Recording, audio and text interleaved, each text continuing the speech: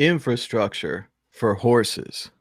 Looking at that history, one of the really interesting things to me is that in the beginning, the disruptive technology has to live in a world created for the technology it's replacing. When you first ride your brand new automobile in a city, you are riding it on roads used by horses with infrastructure designed and used for horses. There are no light signals, there are no road rules, there are no paved roads. There are a few things about horses that cars don't have. These early cars were forward wheel drive, so just two wheels turning. Horses are 4-foot drive vehicles, which gives them a lot more flexibility. They also have balance. You could have a road designed for horses and it was not paved. Some of them had cobblestone, but the vast majority of roads were not paved. They were also not dry. They were usually covered in mud and horse poo, because that's what horses do.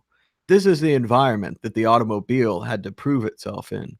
It didn't start out with, yes, great, we have now invented an automobile. Allow me to demonstrate its capabilities on the Autobahn. Instead, the crazy rich people who were experimenting with this technology were driving their cars on roads with deep ruts where horses had been, on roads not designed for automobiles, in mud.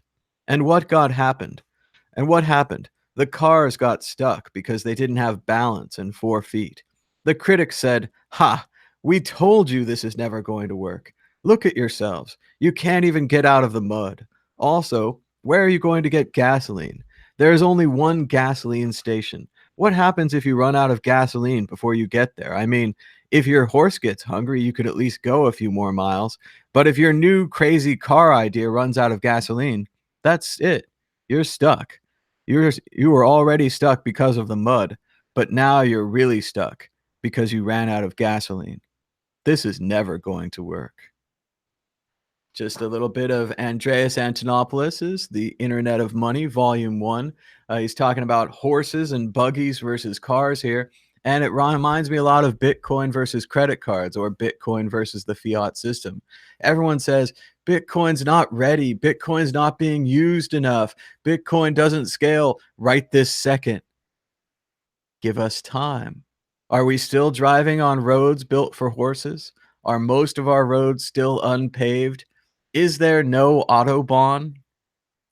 The car came through, and so will the Bitcoin. But let's get started on Bitcoin Talk Show.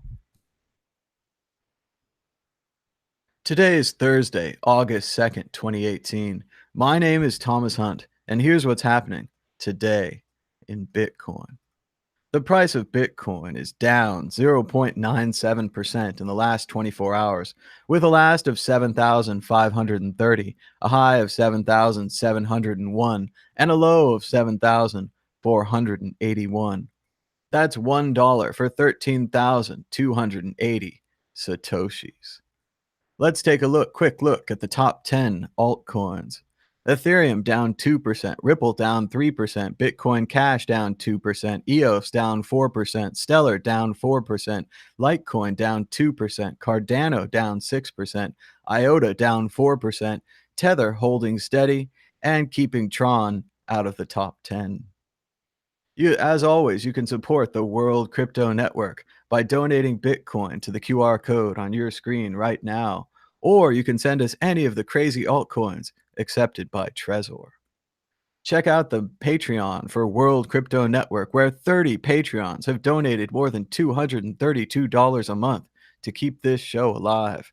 We've also got the Mad Bitcoins Patreon, which is slightly down this morning, with 77 patrons donating $463 a month to support this show.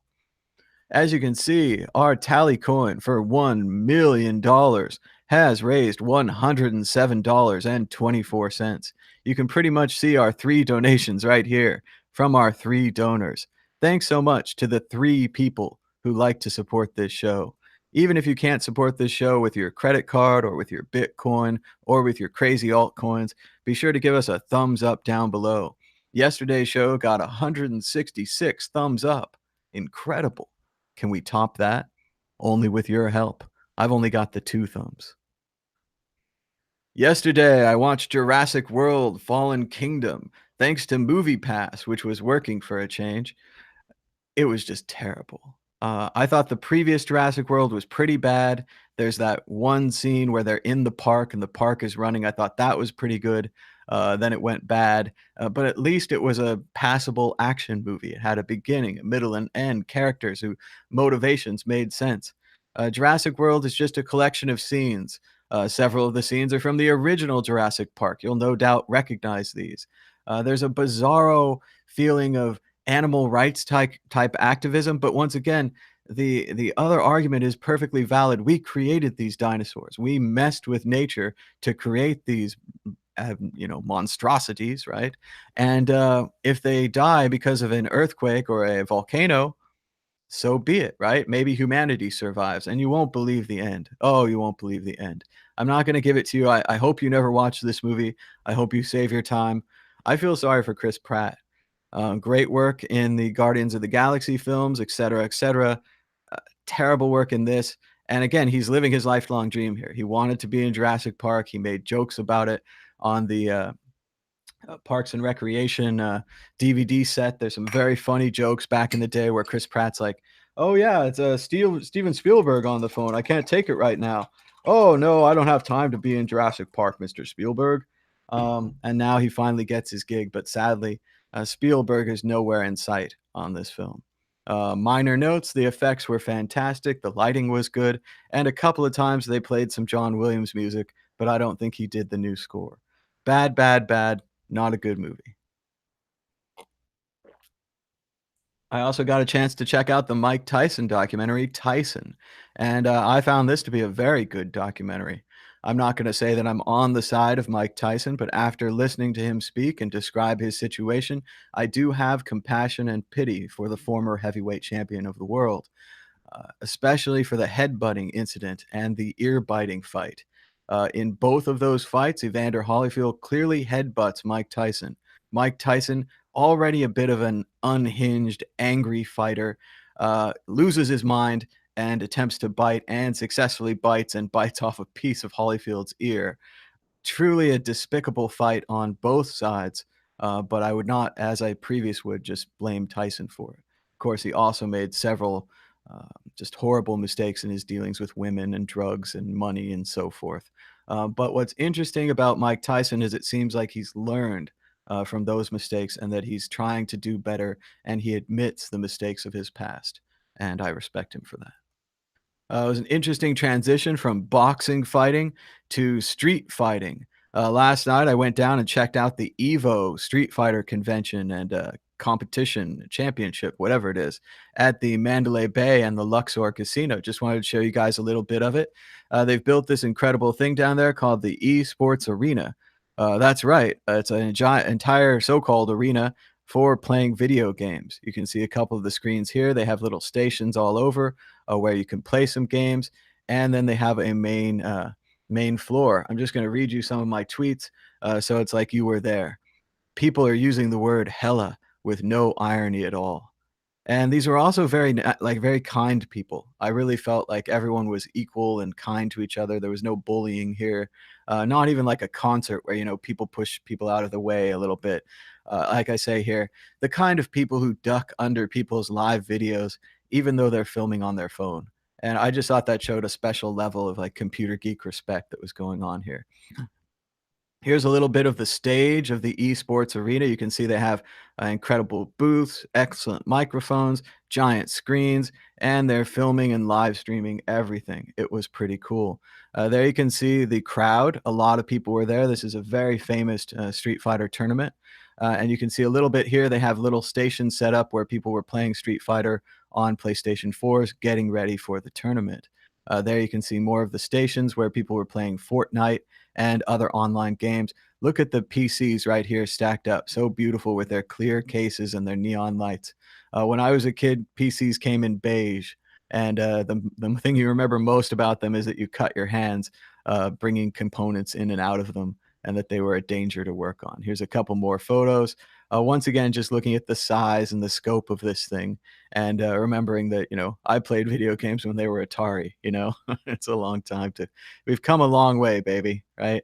There was a guy holding two giant arcade sticks outside the women's restroom, the modern day equivalent of holding her purse. That was funny. There's an upward view. They had a little upper deck. I was able to climb up there and get a picture. It looks bigger from up here, but it's still pretty small. The stage was good size, though. There's a broadcasting booth they had upstairs. They were also broadcasting from down on the floor. Like I say, it was in being in a bizarro world where the geeks won. Almost a real life version of Ready Player One, if I really think about it. The movie I rewatched the other day, and there's a mobile made of video game controllers. I've made one of these in my apartment, and it looked just kind of as crappy as theirs. It's just not a very great mobile, but nice to see all those old controllers getting some respect, I guess. Wednesday night fights with Street Fighter. They had some bad Wi-Fi. There's a little bit of the Luxor. It's a pyramid. Got lots of Egyptian stuff. Fun place to hang out. And there's an amazing picture from the Internet Archive. Some of the founders of the internet. We've got Christopher Allen, who invented TLS, the security system that we use. Ted Nelson, Tim Berners-Lee, creator of the World Wide Web and the Mosaic browser. Vinton Cerf, very early internet pioneer, incredible person, works for Google. And finally, Brewster Kahle, librarian of the Internet Archive, an incredible place in San Francisco that's archiving not only the internet, but books, movies, computer games. It's amazing. It's an amazing place. It sounds like a fantastic summit. Kind of missed it out. Kind of missed on it. It was in San Francisco. But then again, I missed it every other year I was in San Francisco too. So even if you're there, it doesn't mean you'll necessarily go to everything. But you get that feeling where you're like, yeah, I would go to everything. It's not true. Uh, there's one more thing. Here's a little bit of the Street Fighter so you guys can actually see what the event was like. This wasn't an actual tournament round or anything, but as you can see, this is Street Fighter V. The new graphics look incredible to me. All the guys in the background looking as good as the guys in the foreground, the effects and so forth. But these people are very, very good at Street Fighter. Here's two of their announcers, very pro. And then there's the rear view of two of the announcers. So pretty neat to be there and get to see these kind of things live. Even though I just kind of walked through, I'm not participating. I'm not a great Street Fighter player or anything, but there's a view from the upper deck, just showing you what it would be like to be there watching people play Street Fighter against each other. There was a lot of cheering in the crowd when something unexpected happened or someone won, even though they had almost no life. So very fun stuff down at the Street Fighter tournament. It's going on for a couple more days at the Luxor. It's called Evo. What does Street Fighter have to do with crypto? Video games? Come on. Hello? Whatever. You'll learn. And we've got a programming note today. We're on a little bit early because at 11 a.m. Mountain Time, which is 10 o'clock Pacific Time, Andy Hoffman is going to be featuring a one-on-one interview with Trace Meyer right here on the World CryptoNet. Trace is a brilliant speaker, knows a lot about Bitcoins, been in Bitcoin for a long time. I had the pleasure of meeting him and doing a little panel discussion with him out there in Denver. With Andy Hoffman was there as well. And it's going to be a great show. I can't wait for Andy Hoffman's interview of Trace. We're probably going to go off the air right before that. So we will keep you ready to go right until the last minute. Then we'll give you a link over here and we can check out Andy and Trace. Armin van Bitcoin writes on Twitter, BTC.com and Antpool continue losing their dominance of the hash rate. Smaller pools are now in the lead. Ah, the power of competition in a global market. Sorry, fudsters. Mining is actually becoming more decentralized. Great stuff from Armin van Bitcoin.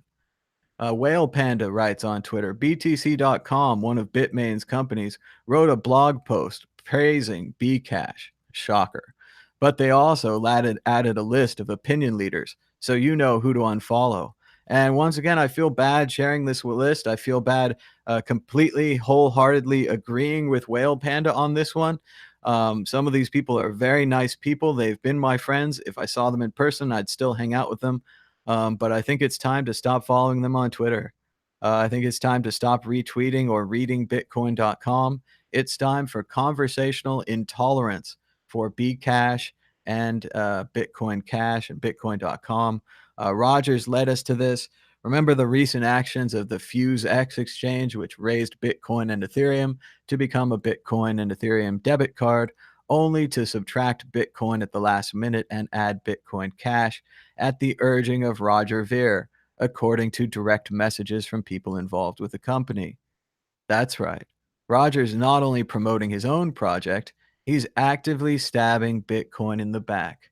The Bitcoin that made him a billionaire, the Bitcoin that made him famous, the Bitcoin that made him Jesus. That's the one he's stabbing in the back, and I think it's fine if you wanna go on to a new project. I know that guy, Bram Cohen and some of the other people, they moved on to this project called Chia because they think Bitcoin takes too much energy. And you know what they do? They promote their project and they work on their project, and I respect them for that. They didn't call it Bitcoin Chia. They didn't call it Chia Bitcoin. They're working on their own project. That's what you do when you have class. When you have no class, you steal the name of the project that made you rich. You pay companies not to use the project that made you rich. You spread FUD saying the project that made you rich is not the original vision of the person who created it. You go through all this nonsense and you pay all these sock puppets. And where do you find yourself but alone with no friends, having stabbed the project that made you rich in the back? It's bizarre. People are going to write books about this. They'll never really understand what happened to Roger. Maybe he was blackmailed. Maybe he's not rich anymore. Maybe he lost his damn mind. I don't know, but it keeps getting worse for Roger Ver. Fluffy Pony writes, in all capital letters, William Shatner promised to party with me. My life is complete. And once again, of course, we're not worthy. We're not worthy. We're not worthy. William Shatner. Amazing. Congratulations, Fluffy Pony. Sincere jealousy. The captain. The captain. Jameson Lopp had a positive comment on Twitter. I'm going to drink some water first.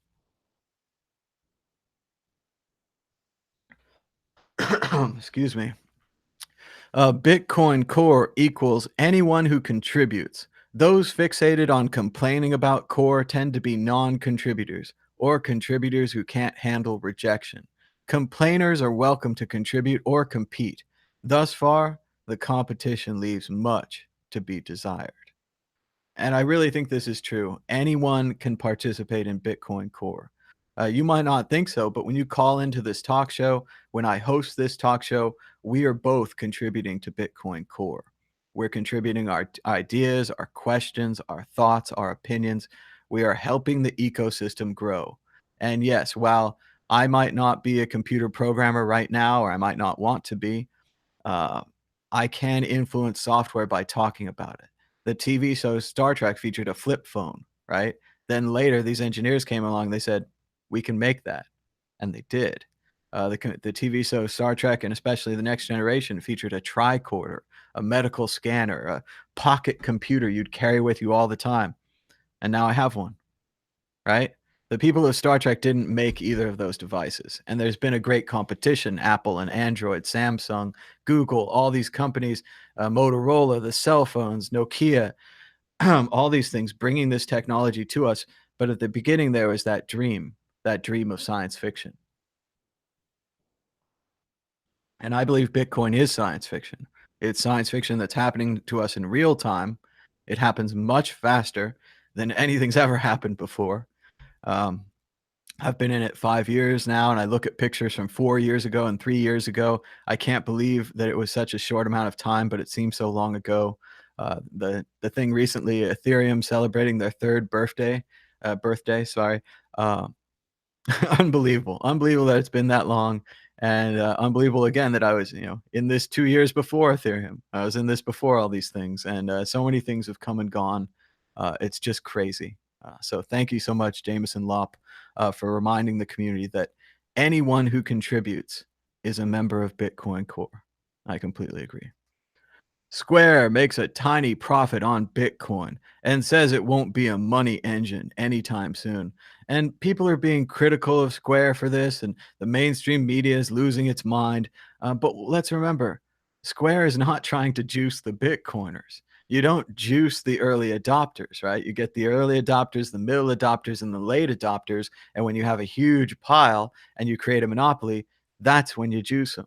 So Coinbase still waiting to juice them, right?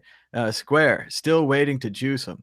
We all know that Amazon could make a profit. Remember that one quarter where Amazon made a profit? They turned all the dials and they turned all the widgets, and it was like, ah, profit machine. And then their stock went crazy up, and they raised lots of money, and they're like, okay, no more profit. Whoop whoop whoop whoop whoop. It's just like Movie Pass.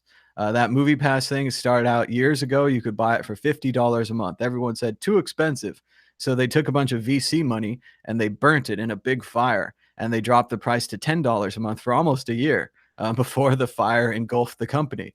And now they're starting to change their model and such because it doesn't work. But still, burning that money, that big fire of money, created the thing that brought in all the people. And now they're in a position where they have a lot of people. So, just in that way, Square is bringing in $37 million for Bitcoin, but they spent $36.6 million to offer it.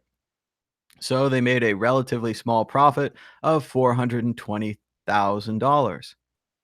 Their first time. Give them a chance. Give them a chance. Bitcoin bulls defend 7450, but need progress soon. And let's just skip straight to the view. Bitcoin solid defense of 7,455. The 38.2% Fibonacci retracement is encouraging, but a positive follow through needs to happen soon to invalidate the short term bearish technical studies. A lack of positive follow through in the next few hours will likely yield a drop below 7,455.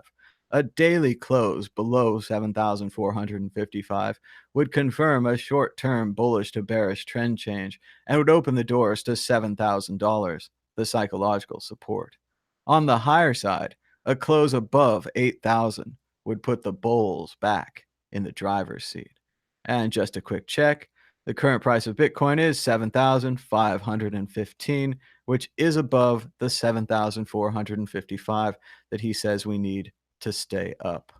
That doesn't really mean anything because the chart only shows you what happened yesterday, 3 months ago, last year, all time, yesterday, yesterday, yesterday.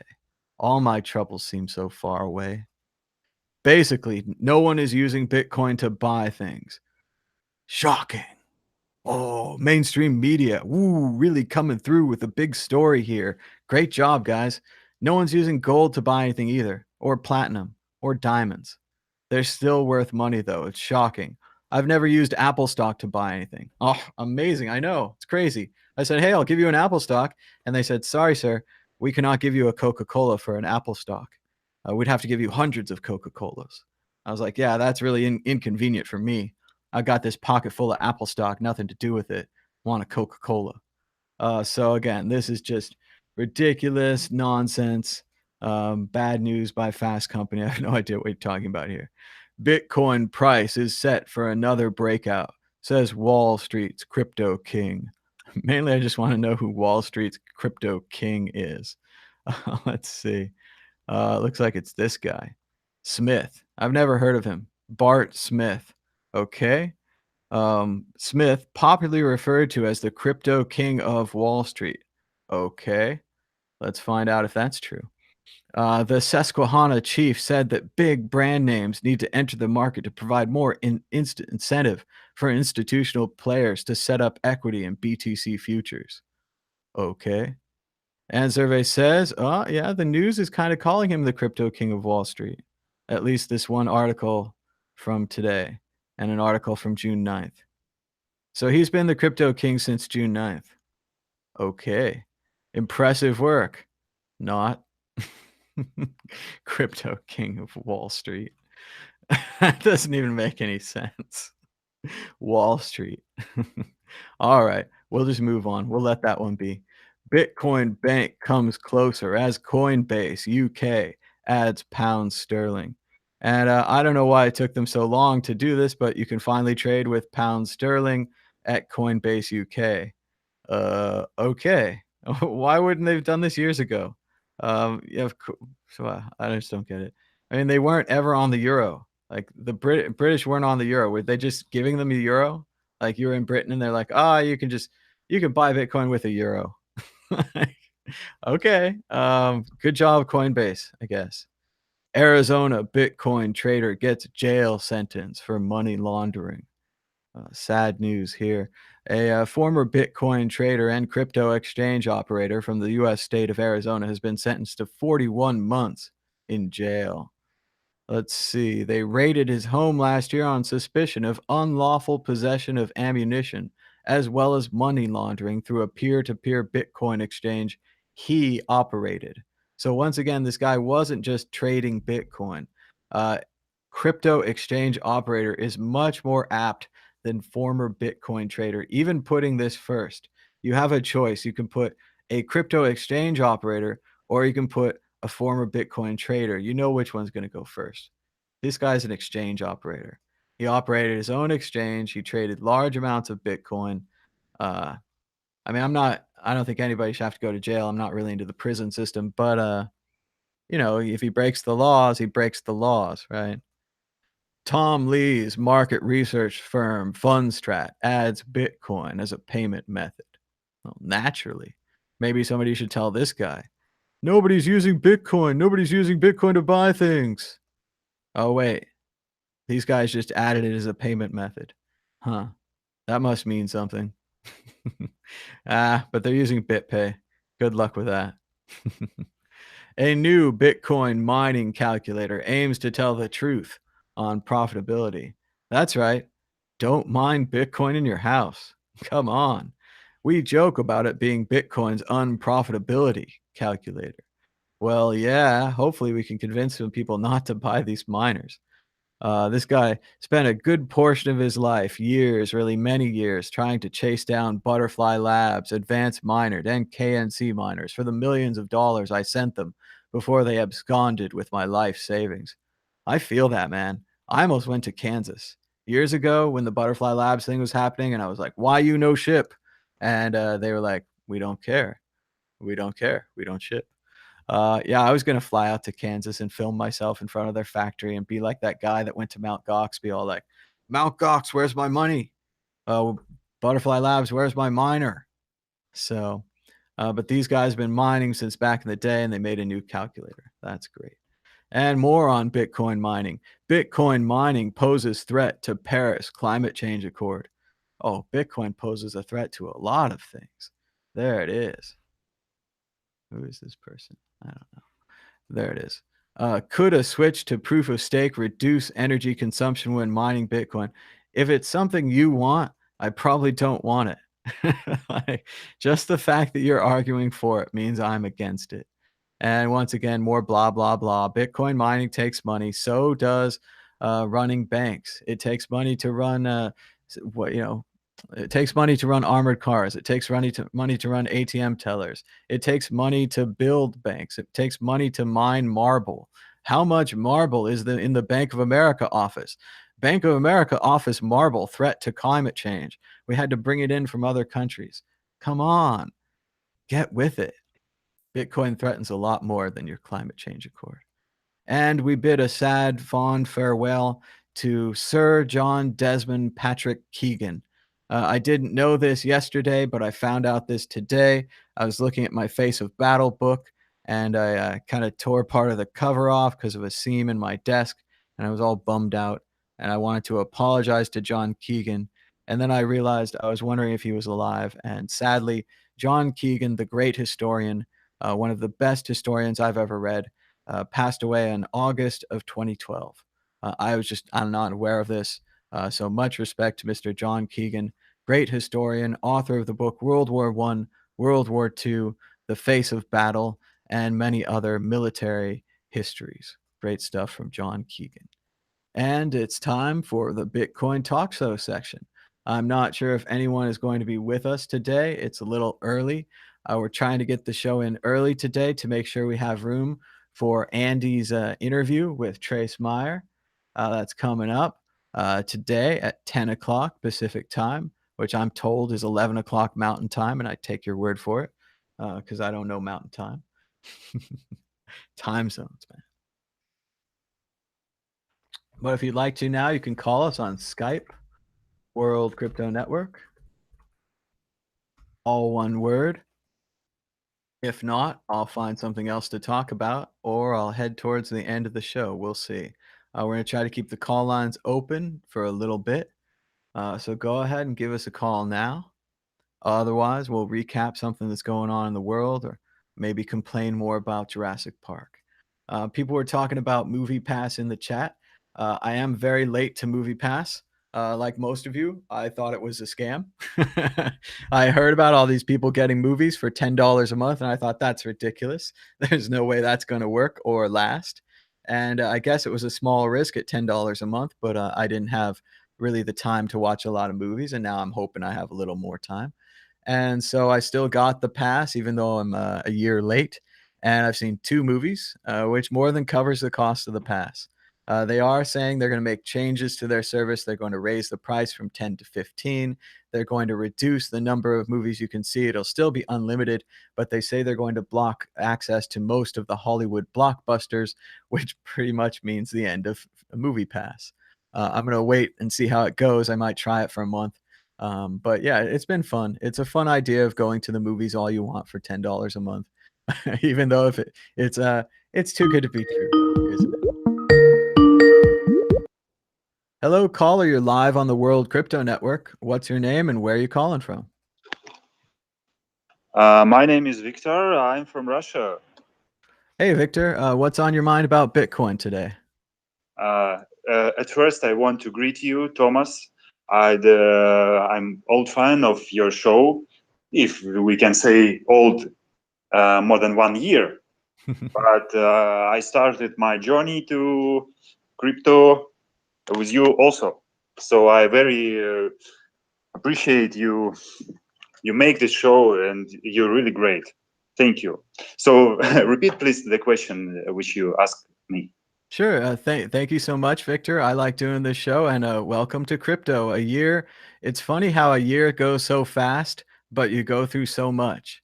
People were saying No, yeah, yesterday. 1 year I just watching your show, maybe year and a half. But my journey in crypto started about 3 years ago.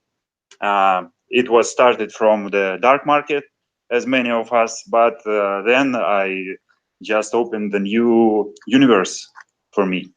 Isn't it? It's been fantastic. It really is a rabbit hole, like Andreas says Yes, all the yes, time. yes, true, true. Sorry, sorry for my English. It's not so good, but I trying to explain what I think.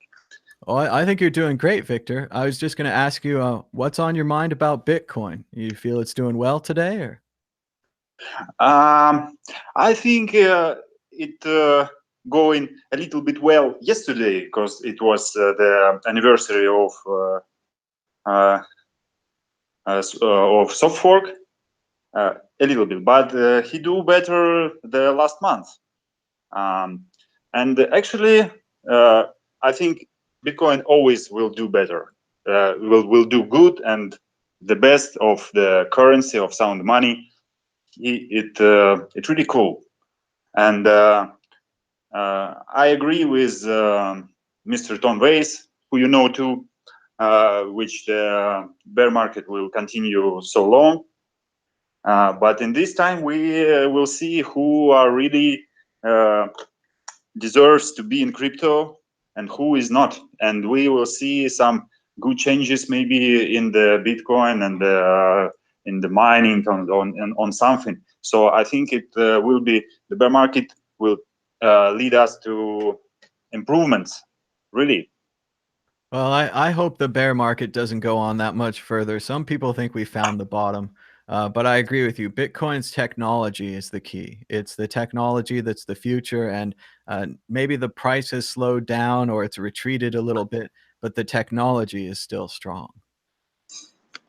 So I want to ask you what you think if when we will see not technical, not from the part of technical analysis, but from just overall life. What will be the things of the end of bear market? I mean, how will people think about Bitcoin? Not like they think 1 year ago, oh, it's go higher and higher. But how we can uh, see the end of bear market by people's feeling? What? Sure. I think we need a big positive piece of news to really end the bear market. And it felt like we might have had it a little bit when it bounced from 5,700 to about 8,400. That seemed like a pretty good recovery. We're dipping a little right now, but I still think we're waiting for something like a Bitcoin ETF, which means a lot more Mhm. buyers and at I least know it. one large holder of Bitcoin, or a large merchant adoption like Amazon.com or eBay, which would mean a lot more people buying Bitcoin so they could spend it on Amazon.com. It would open up Amazon to anyone that doesn't have a credit card. It's very hard to spend money on Amazon without a credit card. And it would just Yes. help the internet if they took Bitcoin. I don't know that any of those things are going to happen soon. I think the ETF is most likely than the other things. At least we have a couple of dates. I think there was an August 10th deadline. There might be a September deadline. I think if we don't have an ETF by October, we're gonna have to wait another year, but it's more likely than not that we'll have an ETF by October. So don't you think if ETF will come, will it lead us to maybe stabilize in price or something? So I mean that if ETF is come, if ETFs arrive, Hmm. so in short period of time we will see that the price stabilize um, on the level, I don't know on which level, but it do it pretty fast. What do you think about this? Yeah, I'm not sure that the Bitcoin price is ever going to be stable. I think a lot of currencies do fluctuate, but they fluctuate in a smaller range because there are so many buyers and sellers. I think we're in a very immature market. We are still just getting started, and I think we need hundreds of thousands or maybe even millions more buyers and sellers stacked up on both sides of this fence.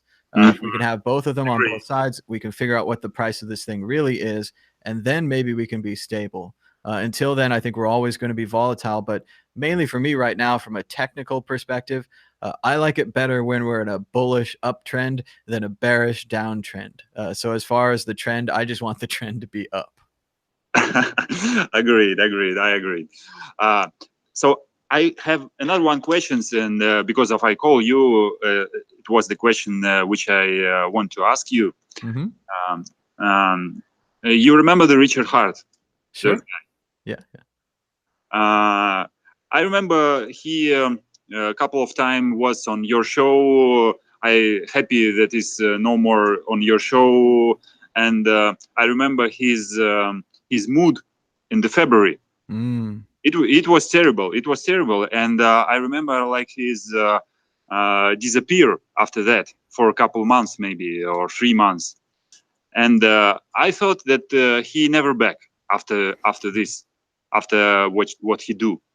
But as I see, he now appear again and starting to shield for some shit coins or for some ICOs or something. He also made his own ICO, I guess.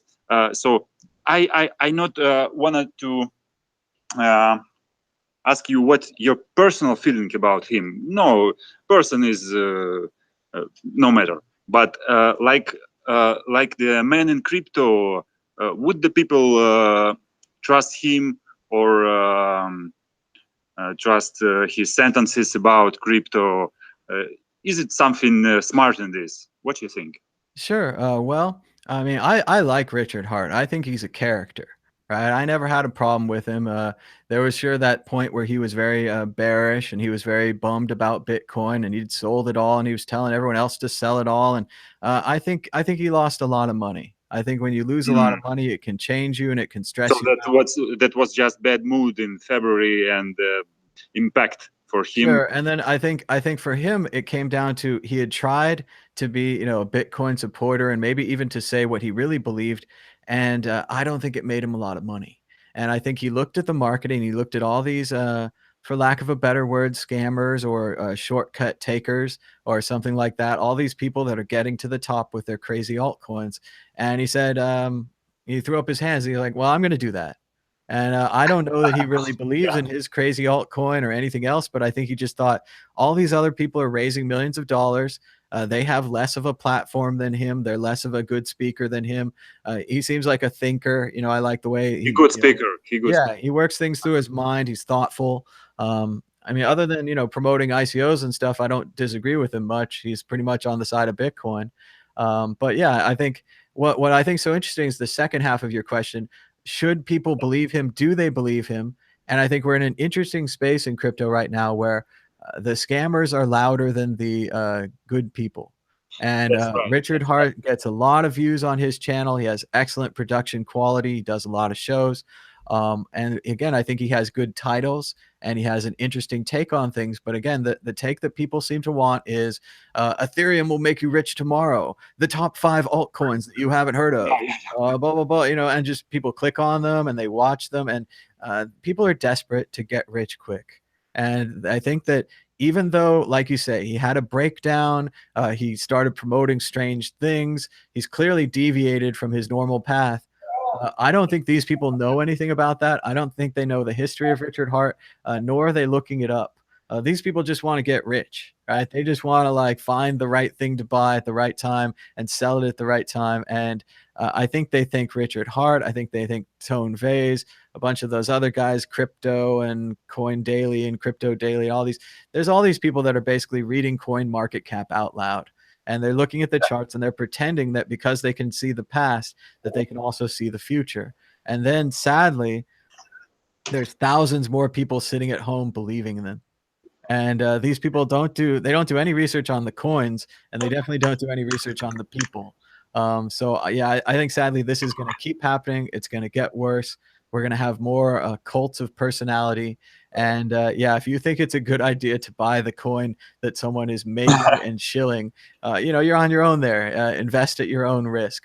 Do your own research, right? So yeah, I got no problem with Richard Hart, but yeah, I wouldn't be out there promoting those ICOs and altcoins if I was him. But you got to do what you got to do. Thank you for your good answer, for big answer. It's very cool. So I hope if you will communicate with him, you as the guy who have a good reputation should teach him. If I can say like this, should teach him to be more consistent. I guess if I remember the word correctly, to be consistent in his point of view. Well, I'd like to, but another part of this is I don't necessarily disagree with him. These crazy altcoins might be the way to make money. Printing your own money might be the way to make money. And if Richard Hart can make $1 billion or whatever he needs to feed the monkey, I can't argue with him. I'm not a millionaire or billionaire or anything. So yeah, I would tell him that I still think Bitcoin's the coolest, and it might be that he comes down to me and he says, "Yeah, I think it's the coolest too."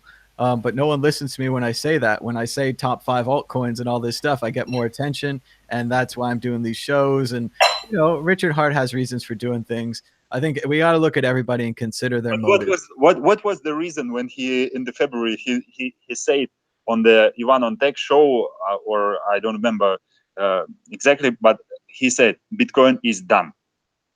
He said that. How he can said that if he believes in that? I don't know. For me, it's very big impact for reputation of guy. And before I think he really smart and cool, but then I start to thinking he person who who not stand on his point of view. If the guys who starting with Bitcoin from I don't know, from 2012 like you, if they changes their point of view each time the price is changing, what we have now then? Nothing. So I think the Bitcoin is based on cool guys who believes in that, and we need more of these guys. Well, some people might say that your reputation is worth only what you can sell it for. And I think we have a lot of people like that in crypto that are building up a reputation so that they can sell it. And yeah, I mean, I don't know what happened to Richard. I imagine if I had to guess that he had some longs or some shorts or some margin positions that didn't pay off, and then he thought it was going one way and it went the other way. And I know what it's like. I was better off in January than I am now. I think a lot of people feel that way. And I think for Richard, it hit him hard. It hit him emotionally. I thought he was kind of well off before in general. I don't know his finance or background or anything, but I think it just hit him hard. And maybe either intentionally he decided, like, I'm going to make a name for myself bashing Bitcoin, or he just emotionally thought, this is my truth. I've lost so much. I need to tell these people. And, maybe if I'd listened to Richard, I could have sold it like 12K or 10K, which is still more than Bitcoin's worth now. So he's not entirely wrong, even though he did get emotional, I think. At that moment, he was entirely wrong, because he said it's done right on the deep, right on the deep. Yeah. Well, and that's again, a lot of times you can take this as a counter indicator. Mistake of of the guy who maybe I don't know, half of year or year in crypto and start trading, and in the most of deep he sell of all he have, and just watching like it's climbing up and up and up and up. I don't know. So okay, forget Richard Hart. I'm very happy to be on the show. It's cool, and talk to you personally. It's very cool. Well, very, very cool. And thanks so much for your I call. imagine before time ago that I can just call to you and speak with you, and now it happens, and it's really exciting for me. Well, it's been great having you. Thanks for being on the show, Victor, and give us a call anytime. Thanks so much. Yeah. See you again. Hear you again. Have a great time. All right, all the way from Russia. Thank you, Victor. Bye. Bye. And as always, you can call us now on Skype at World Crypto Network, all one word. Thanks so much for Victor calling all the way from Russia. Very cool. We're also joined by Max, all the way from Germany. How's it going, Max? Hey, what's up, guys? How are you doing? I'm joining today maybe a little bit late, but still earlier than I thought I would. I still have something to eat on the plate, so if I might dip in for a second and eat, then please don't take it too serious. But Sure. what is new in Bitcoin, Thomas? Are there any exciting news? Well, the big news of today is that we're on just a little bit early because Andy Hoffman is going to be interviewing Trace Mayer at 10 o'clock here on the West Coast. So we only have about 40 minutes left for this show. So it is important that you call in right now on Skype if you want to get your call in today. Mainly Bitcoin, prices down a little bit. People are rallying the wagons around the Bcash people. The Bcash people put out a list of opinion leaders that Whale Panda wisely put on that you could unfollow. So sadly, these people aren't into Bitcoin anymore. Fluffy Pony is going to party with William Shatner. That was a pretty big story. Nice. Yeah. Well, just the normal crypto Twitter, the normal Bitcoin Twitter, isn't it amazing? Isn't it cool that you can get your news like that nowadays? Compare that to how you get the news from the Fed. By the way, you don't get any news from the Fed, and now you even know when and where Fluffy Pony is gonna party next. I mean, that's more high quality resources are now. Oh, looks like we lost him. Give us a call back. Let's try this one more time. Hello, caller. You're live on the World Crypto Network. What's your name and where are you calling from? Hi, this is Rafa calling from South Africa. Hello, Rafik. How's it going? What's on your mind today about Bitcoin? Very well, thank you. Just thank you very much for the show. I've been watching for about a year and some change, and it's changed my life. The reason I'm calling is I think I found a solution to the inability to copy Bitcoin addresses from the description when you're watching YouTube on the mobile. Okay, how would we fix that? I created a little URL called jfgi.cc. I chatted to you about it on Sunday, and it basically links your Twitter username to your Bitcoin address and converts it to a link. So when you click on it on mobile, it auto launches the user's Bitcoin wallet with your address address auto-filled in. All right, that sounds great. So They when people they click can on it, it would choose forward the through to the address. amount of Bitcoin they want to send, and it'll be in your wallet within minutes. Well, that sounds really Wow, great. that is nice. Where can people check out more about that? At jfgi.cc? jfgi.cc, it's just for getting it, or you can follow JFGI on Twitter. They'll follow back. Simply DM your Bitcoin address, and an account will be created for you. All right, sounds great. Well, Go but ahead. couldn't you just go to let's say a block explorer and put in your donation address or the address that you want to put on there, and then That you could, but give the link to the block if explorer, that right? is true. You could do that, or if you look at the description of the video that I'm watching right now of you guys live, you have your Bitcoin address on there. And most people in most of the around the world access YouTube and everything via their mobile. And you cannot copy descriptions on YouTube mobile with the Bitcoin address in it. So jfgi.cc just creates a shortcut that you can click, and it automatically opens the user's Bitcoin wallet with that address automatically entered. I hate to say that, but is there any threat that a person could get in there and change that so that instead of going to my Bitcoin addresses, it goes to someone else's? There's quite a bit of security and firewall on the server, with the hosting that we have set up for it. So feel free to test it. We're still in alpha, and send any questions my way. Sure. The main thing I'd work on there is the custodian aspect. You are kind of holding a link to the address. So if like your database administrator decides he wants more money, he could change all of the addresses to his address. So you've really got to lock down that database. You might want to try something like Blockstack, where the user could store their own data, something like that. Okay. Because yeah, I think right now, I mean, I totally get the idea, and I think it would be great to have a short link. And not that I get a lot of donations or anything, so $5-10 wouldn't be a bad deal if I was stolen from. But I Well, just but worry about the potential for theft there. that's true. But look at, for example, the chat. I just posted a link that will link to blockchain.com with our Bitcoin address right there. So yes, it doesn't really open directly in the Bitcoin in the wallet app. Yes. But you do have it on your, then in a browser, and you can copy the address and even see the QR code. I Yeah. still think he has a point. The Just chat's not quite as good as the description. The description really is yeah, hard to click from. I mean, we have some other what I mean options. is You know, we've it's got the one click QR and it codes. does all the work for you. Hmm. So it's all about simplicity. And Andreas said in a video recently that it's all about the user experience. And what I believe with jfgi.cc, it just increases or improves the user experience.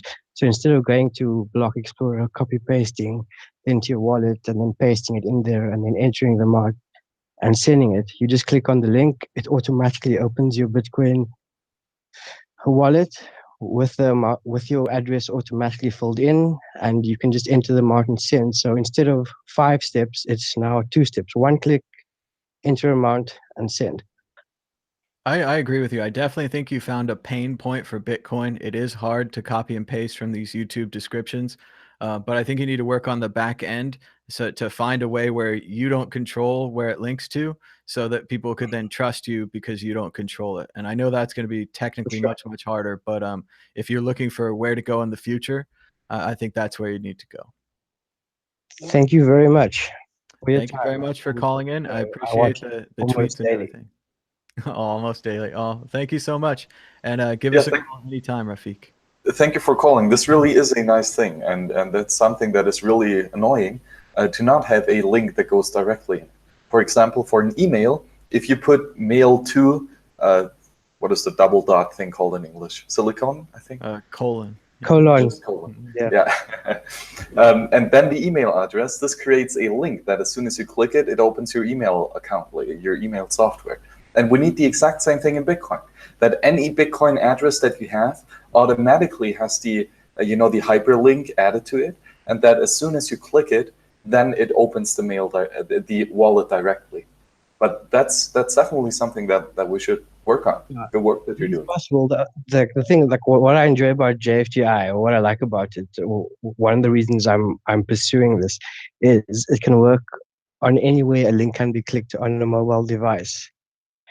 Click it, and it'll automatically load that user's mobile wallet with your address automatically entered.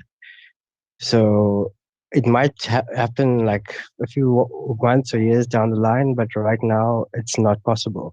And with jfgi.cc, it is. So follow on JFGI at JFGI on Twitter, and we can get you everyone set up for testing.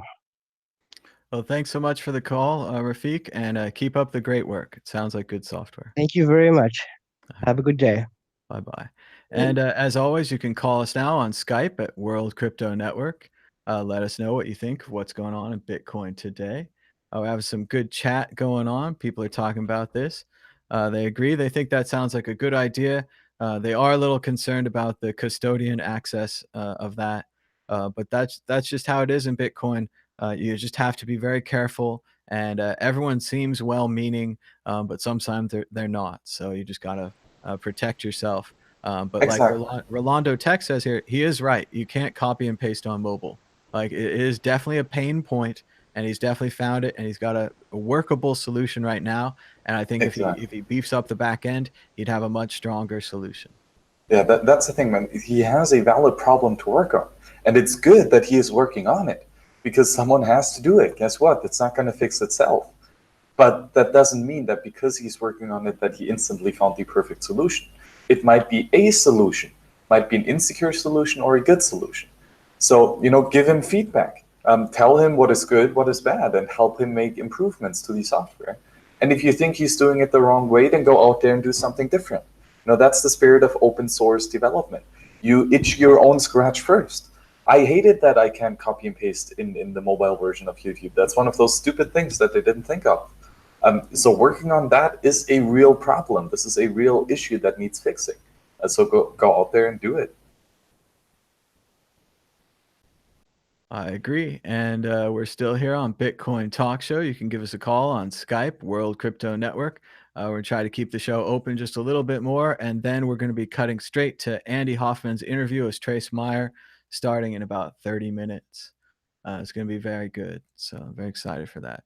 We had a donation on our Tallycoin fundraiser. We're up to $117.27 towards our goal of $1 million to spread the word about Bitcoin. We did some shows earlier this week about Bitcoin's marketing agency. We're working on elevator pitches. I think one of the interesting parts about our elevator pitch discussion was talking about questions and this idea that basically teaching people about Bitcoin is not too different from talking to strangers or picking up women. You need some kind of question. You need some kind of an opening line to get you into their conversation, to get you into their brain. And we went through a lot of questions with the crew here, working on different ideas on what would be the best elevator pitch. And I'm going to try. It is really important to engage with a question, because then it's not you talking and the other people having to listen, but it's actually them that have to do the thinking and the talking. So this is much more engaging from the get-go. What I like to do, simple question: do you want to have some magic internet money? It is, not technical, but kind of funny, and it really makes them think, well, what is magical internet money? You could do a bunch of stuff with that. They already see the implications of Bitcoin. And then if you tell them, no, seriously, like, I have this magic internet money. If I give it to you, I no longer have it. You have full control. Nobody can take it away from you. It's all on your phone. It's an app. Do you want to have some? 99% of the time, they are interested and engaged in the conversation. You got a caller. Hello, caller. You're live on the World Crypto Network. What's your name and where are you calling from? My name's Joe. I'm calling from Coeur d'Alene, Idaho. All right, Joe. What's on your mind about Bitcoin today? All right, so I was driving through my town the other day, and I seen this company that said Blockchain Solutions on the outside. So kind of piqued my interest. So I drove by and decided to come in there. They said invitation only, but I walked in anyways. And it's a mining company, and the office was pretty nice, and it looked, the guys are kind of stock markety. But I wonder if you heard of anything like this. You pay what they do is they have their own mining software or mining hardware, and you pay $1,000. The minimum is $1,000, and you get about 33.3 million hash rate per second, and it gives you a 3-year contract. Now, have you guys heard of anything like that? It doesn't sound that dissimilar from cloud mining, which would be the same thing, but Right, you would just buy it over the internet. You wouldn't have a couple of guys you could drive and go see. I mean, mainly I just want to say buyer beware. I mean, if they're promising you hash rate for money, then make sure you get that hash rate. If they're promising you payouts on a certain schedule, make sure you get your payouts. But yeah, I would just be very, very, very careful in general. So. Okay, well, and I also did my research on the company. Now, a lot of these guys are natives of the town that I live in. It's kind of a small town. And one of them, the owner of the company, also did a TED talk on Bitcoin. His name's Travis Yank, and he did it in 2014. Now he makes his own software or hardware, and I don't know. I haven't done any mining, but it says it uses GPU, and he uses a liquid nitrogen cooling system to make the kind of like hot rods a computer or something like that. Well, making your own hardware is really, really, really, really difficult, and doing it at a cheap price is even more difficult. So I would doubt if he really does all the hardware by himself. That would be nonsensical. That should be specialized, probably in Japan, China, where most of the hardware is manufactured. But then you also, he can work on those chips and make them more efficient. Put them together in the computer, and might be that he is doing that. Putting them in the main board and mainframe. So absolutely, he can be working on them. But as Thomas said, be careful. Your Bitcoin are valuable, like really, really, really valuable, and you shouldn't give them up lightly. And the main thing about Bitcoin is your key is your Bitcoin. In cloud mining, you have no keys to your Bitcoin. You don't even have a key to the warehouse where the Bitcoin miners are apparently stored. So yeah, be careful. But if it's a good company, then it might be a good company. Right, it might be a good company. Yeah, I'm seeing if they give me the ability to take the coins and put it in my own wallet, stuff like that. So yeah, the right, main awesome. thing. Well, yeah, keep an eye on the contract. Just do your own research, stuff like that, right? Yeah, the main thing I'd look at is are there any hydroelectric plants near Coeur d'Alene, Idaho? Do you guys have any large fields of solar panels? If you're going to get involved in a mining operation, I think the first thing you want is really cheap power. So if you don't have those things, you have to think about why the miners that you're going to invest in would be more competitive than Right. miners in a place Right. where they do have cheap electrical power. So. Right. That's what I was trying to figure out. Why are they here? Do we offer cheaper power? Like. Remember, if you can't spot the mark at the table is usually you. So I hate to speculate, but maybe they think that the good people of Idaho will invest in their business. I don't know. It's maybe they have family there. I'm sure there's a good reason. But. Well, yeah, that's what I let them know. They're like probably the first company in our county that's going to, for a long time, be the company that utilizes blockchain. So. Although on the bright side, they might be a great sponsor for your Bitcoin meetup. If you don't have a Bitcoin meetup in Coeur d'Alene, Idaho, I can give you right now exclusively permission to start a Bitcoin meetup in Coeur d'Alene, Idaho, or to go to the existing one, and maybe you could get them to sponsor some free beer and pizza or something. Exactly. Oh no, right, and you got to see out here. We're really behind. I estimate it seems like we're about 5 years behind on technology out here. No one really heard about it. So yeah, but I know what you're saying. Like that's what I plan on doing. Be the first person to start a meetup out here, and I'm always talking about it on social media and stuff like that. So that's my contribution. I think you should give it a try. I started this Las Vegas meetup, and we got another meeting tonight. If anybody's in Las Vegas at 7:00, we're going to meet at Craft and Kitchen. You can check that out on Las Vegas maps or whatever. And basically, just go to a bar or a restaurant every week and put it on Meetup.com. And you might have to pay Meetup, a couple bucks a month to do it. And just give it a try. I mean, just like that guy in Montana, he said he was the only Bitcoiner in all of Montana. You might be the only Bitcoiner in all of Idaho, But if you put up some signs on the internet and tell people about it, you might find a couple of friends, and it might make everything awesome. So exactly, and it is your community, and it's your responsibility to bring that community into Bitcoin. So this is really important, and you can go out there and actually start something. Yes, you are going to be the first one, but as we talked about earlier, that's your reputation, and we know that Bitcoin is a real thing and that it's not some fake Ponzi scheme. So if you tell the people the truth, because you're the only one out here, so you're like, am I just seeing things, or? But it's real. And it doesn't cost you that much to hang out at a bar or a restaurant every week for a couple of weeks. I mean, I pretty much, with the Vegas meetup here, I don't have any advertising. I don't really know anybody in town. There's no reason anyone should come to this meetup. But I go to this meetup every week because to me, it's driving half an hour, 15 minutes, eating some food, maybe having a drink, and then going home. And if I can talk to some people about Bitcoin, that's great. That's all I want to do. And if we get 10 or 20 people, that'd be amazing. But if we get 5 people, I'm cool. You know, it's dinner. I'm going to go to dinner with some nice people. So give it a try. Milkshakes. All right. Awesome, guys. Great talk. Thanks a lot. I got to get back to washing my dishes. There you go. Thanks so much for the call, and give us a call anytime. Yeah. Thank you, and keep on cleaning. So thanks a lot. Thanks for contribution, guys. Have a good day. Bye-bye. Yeah, but that is really a great way to listen to podcasts, is when you're actually doing stuff. You know, riding a bike, cleaning the house, ironing your shirts. Doesn't matter. You know, it's some company. It's like talking to a friend, but doing it on twice the speed. Definitely. And a lot of people listen to us at twice the speed, and a lot of people do housework or yard work or fix cars or other things while they're listening to this show. And I think that's great. Another neat thing to do is what I saw IBLB do a couple of weeks ago. He made his friends listen to us in the car. He was like, you're going on a ride with me? Well, I only listen to Bitcoin Talk Radio, and this is my Bitcoin Talk Radio, and maybe it's a podcast. You can just download it. You don't have to be on the internet live or anything. And boom, make your friends get into crypto, because we talk about it all the time. I think we're pretty approachable here. I also like to talk about movies and computer programs and video games, other things I think that I'm into personally. I think you guys are into too, some of you.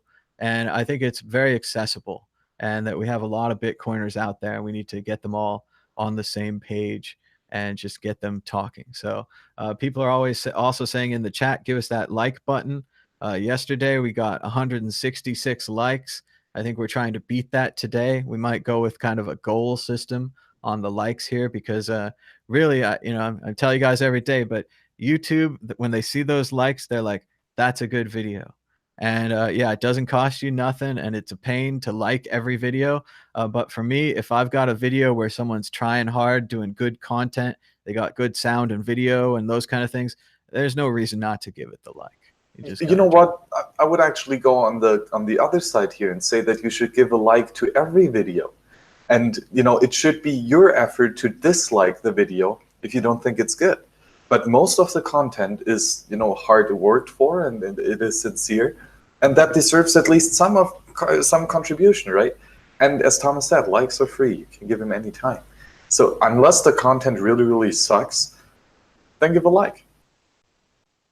Well, and people are saying in the chat that even then YouTube needs to make an audio only button. And that's a great time for me to remind you of formerly YouTube Red, but now YouTube Premium. You can subscribe to YouTube for, I think it's $10 a month, maybe $12 a month. And what this does is it gets you access to YouTube with no advertising, which is fantastic. Then it gets it so that you can play YouTube in the background on your mobile. Which makes YouTube just like a podcast. You can just play it in the background. And when you watch YouTube with a YouTube Red or a YouTube Premium account, the shows that you watch actually get more money. In my little report, which is, you know, $10, $5 a show, you know, it's not a lot of advertising, but in my little report, it'll say you got $5 from ads and $5 from people on YouTube Premium. So it really does help if you want to subscribe to YouTube. And I do it myself. I think, you know, I always wanted to. I was always like, if there's a way to subscribe to YouTube, not to the individual content contributors, although I would like to do that, and they are working on things like that. I think it might be a little tough because I subscribe to like 20 or 30 people. And if I gave them each $10, that would be $300 a month. And that would be a lot to pay for my YouTube content. But comparably, YouTube Premium's only like $10 a month. So give it a try. And we still have the phone lines open. It's 9:41. We're getting very close to Andy Hoffman's interview with Trace Meyer, but we're also joined Trace Mayer, sorry. But we're also joined by Nico from Finland. How's it going, Nico? Are you with us this morning? Hey guys, just dropping in quickly. I'm walking here in the summery Helsinki. And actually, I didn't know about YouTube Premium. Thanks for bringing that up, because that's one of the biggest problems I've had with YouTube, not being able to listen to my favorite shows when I'm walking. I like to walk because in Helsinki you can walk anywhere. It's awesome. But I also want to listen to something, and it's a great time to catch up on some shows. So yeah, thank you for bringing that up. There might be a country by country rollout on that. I'm not sure that YouTube Premium or previously YouTube Red is available everywhere, but yeah, I definitely think everyone should check it out, and it would be great. Oh, we were just talking about Bitcoin this morning. People were talking about cloud mining. I don't think it's any better if they're cloud mining in an office near your house. that doesn't help much. But cloud mining still a thing for people. We were looking at a list of some B cachers. People are just still about that, and same old from the mainstream media. Coinbase takes pound sterling. Bitcoin's a threat to the Paris climate change accords. Pretty much a standard day in Bitcoin. Yeah, I was actually engaging with some B cachers yesterday on Twitter, and I still am. And I just want to get my face out there to talk to these people, not necessarily having any high hopes to convert anybody or anything like that, but mostly just maybe bring up that you can actually have conversations with some of these people. I know you guys might disagree with me, but if you check on my Twitter, maybe you can see what kind of conversation we've been having. Actually, it's been the what's the guy's name from Bitcoin Uncensored? I forget. Chris Rose. Yeah, I'm talking with him. He seems like a kind of cool guy, bit of a troll, but yeah, that's check my Twitter, Omnifin, if you want to see the conversation, what it's about. I'd say that's fair. Chris Rose is a cool guy, and he's a bit of a troll. I think that's a pretty fair description. I'm not going to argue with that. But yeah, I like Chris Rose. He's a good guy. Who have you been engaging with on Twitter? The Bcash people, or you just been debating in general, Nico? Well, it just seems like Chris had made this addition to the Bitcoin Core about page or something like that. I read it, and then it was like he wanted to add this mission statement there, which it's all good and fine. I wouldn't say that it's a high priority. Regardless, this is kind of like, I feel like the B cachers are kind of jumping in to the ship to try to point out that how Bitcoin is centralized, and this kind of thing is not being taken seriously when somebody's putting in a legit like a addition and trying to make the project better. And it's kind of like a weird thing. So I kind of try to work as a media, like somebody in the between there, to try to kind of like take a neutral side and just, remind that while Bcash it's a legit project in a way. I wouldn't call it a scam. However, what is a scam is if you call it Bitcoin and you mislead people. And this is, I think, the biggest distinction that a lot of Bcashers don't make. They don't understand that just because it's an open source brand, it doesn't mean that you can just pose as somebody and use somebody's work for your own gains. That's should be obviously wrong, but for some people it's difficult to explain.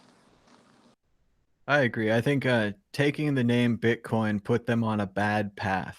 It's hard for anyone to argue that they believe in a technical or a reason behind their coin. Hello, caller. You're live on the World Crypto Network. What's your name and where are you calling from? Well, this is Check Your Six. My name's Shawn. How you doing, Thomas? Doing great. Check Your Six. Welcome to the chat. Thank you very much from for all the chat to the show. So thank you very much for all those donations. That was very nice of you. Well, thank you. I'll tell you what, I really love the show. A lot of people get a lot out of it. If it wasn't for you and maybe a couple of the other guys from World Crypto Network and also Andreas, I probably wouldn't be in Bitcoin. About a year and a half ago, I took my 401k, moved it into a self-directed IRA, and against all advice from, you know, anyone I knew, and it worked out great. It's been fantastic, and I just learned so much on the show. I like the books. I like everything you're doing. I also agree audio would be fantastic if it was audio only, but normally I stream you on YouTube no matter what. So that's kind of really about it. I just hope everybody gets into supporting your show. It doesn't take much, you know, just, you know, send in a few bucks, you know, do the monthly Patreon. And I just can't understand why people wouldn't do it with all the value you bring. People like getting things for free. You can't blame them. I like free things too. But it's also different. I think the media, the mainstream media, the newspapers, they've kind of trained people of this idea that media should be free. And a lot of that media is free because of advertising. And a lot of us are really fortunate now. We have DVRs and TiVos. We can skip advertising. We can buy Netflix with no advertising. I think people just they don't realize the difference between a small content creator and a giant media company. But that's okay. Right. We're just plugging along at this, and we appreciate your support and everyone's support. So we just try to keep going. Exactly. We realize the power of non-scarce goods and the power of ideas, that ideas are free, they are open, and they can be shared with anyone and everyone without any costs.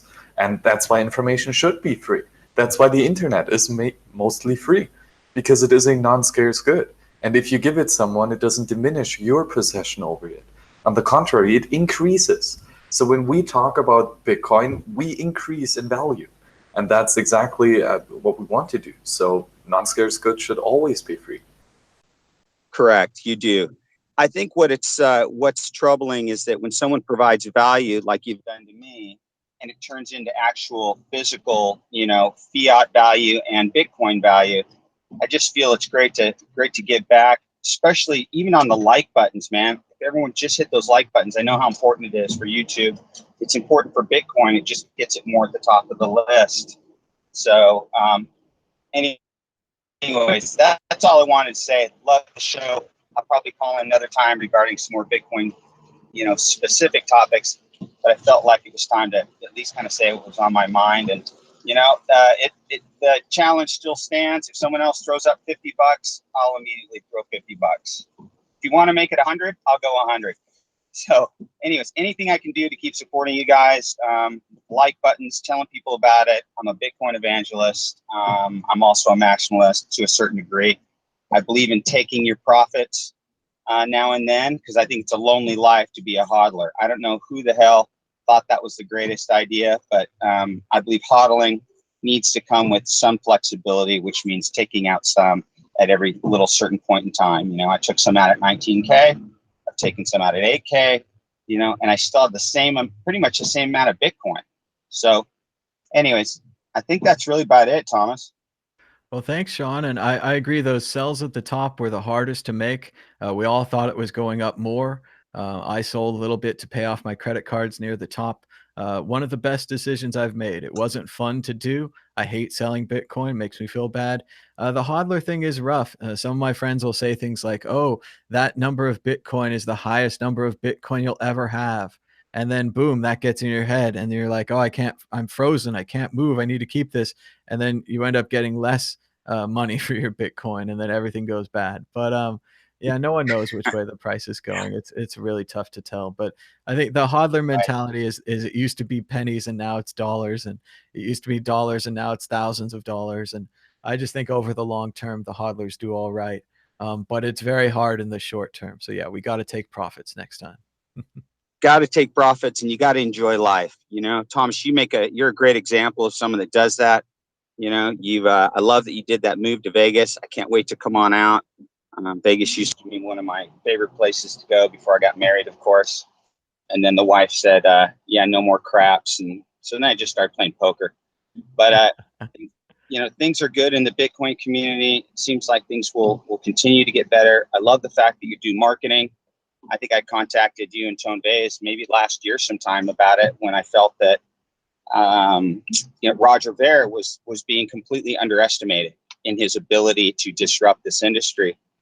And I think a few people in the industry said, no, Bitcoin is no one's going to be able to disrupt this industry. Bitcoin is Bitcoin. But, perception's reality. If people believe that Bitcoin is real, that Bitcoin gold or whatever he's got out there at the time, then a lot of people will believe that and they'll get scammed. So I really think it's up to our community to really help out in that area. Marketing can do it. I'm continuing to do it. So, and if you ever come to Atlanta, please feel free. Got an awesome downstairs apartment for you. Stay as long as you want. Give you a car. Do some shows, do some meetups, and oh no! If I would have known that, I just was in Atlanta a couple weeks ago. Oh no!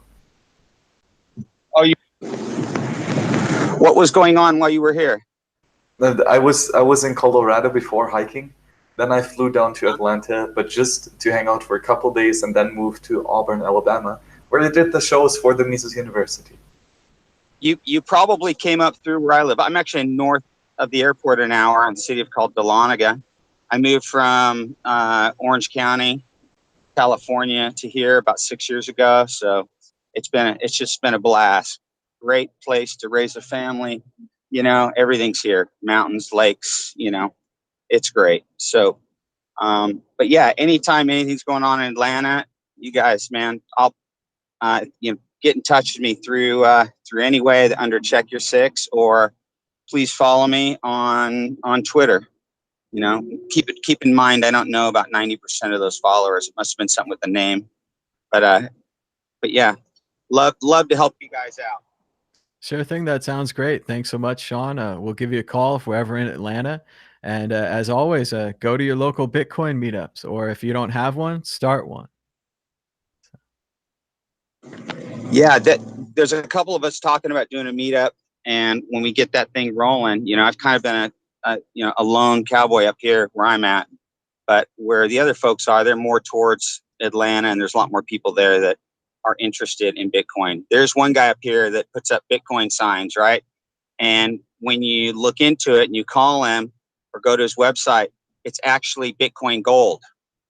So he's no, not Bitcoin gold. No. Yeah, it says Bitcoin. Bitcoin is coming. That's what it says. Bitcoin is coming. And so you think, oh, awesome. What's this Bitcoin is coming thing? There's like signs everywhere. And he's a wealthy guy. And I don't know what he's thinking, but I'm going to try to do a sit down with him and get an idea of really what it is. But I just thought that was kind of odd. So it's funny. We're having all this trouble with Bcash, but then in Atlanta, people are putting up physical signs for Bitcoin gold.